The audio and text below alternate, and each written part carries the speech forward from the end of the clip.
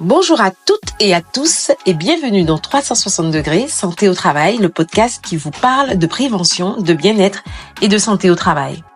Que vous soyez salarié, manager, RH ou employeur, ce podcast est fait pour vous. Et si cet épisode vous est utile, pensez à liker, commenter et partager autour de vous. Aujourd'hui, on va parler de métiers qu'on connaît mal, mais qu'on devrait tous mieux comprendre. L'infirmière en entreprise. Et pour nous en parler, j'ai le plaisir d'accueillir Sarah, infirmière en entreprise, membre de l'équipe pluridisciplinaire de SES Écoute, qui intervient dans les entreprises dans le cadre d'un protocole signé avec le médecin du travail. Bonjour Sarah. Bonjour Andrea, bonjour à toutes et à tous, et merci de nous recevoir. C'est important de mieux connaître notre rôle. Alors Sarah, tu fais partie de l'équipe de SOS Écoute. Concrètement, comment se passe ton intervention dans les entreprises ? Oui, j'interviens dans le cadre d'un protocole établi entre le médecin du travail et moi-même, ce qui garantit un cadre clair et une complémentarité dans nos missions. Je ne suis pas salariée de l'entreprise, mais je fais partie de l'équipe pluridisciplinaire de santé au travail. Mon rôle, c'est de contribuer à la prévention des risques professionnels, à la surveillance de l'état de santé des salariés et à l'amélioration de leurs conditions de travail. Et sur le terrain, ça donne quoi ? Je reçois les salariés dans des entretiens infirmiers, j'observe leur environnement de travail, je repère certains symptômes ou signaux cliniques qui méritent une alerte ou une orientation. Je ne fais pas de diagnostic, bien sûr, mais j'ai un rôle d'observation clinique qui peut être précieux dans le cadre d'une démarche de prévention. Tu peux nous donner des exemples d'actions concrètes ? Oui, bien sûr, Andrea.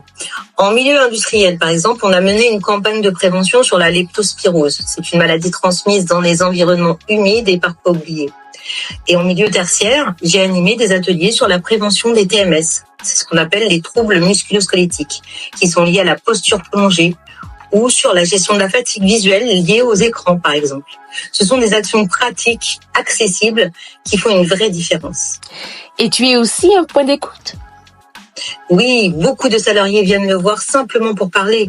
Un mal de dos, un stress latent, une fatigue persistante.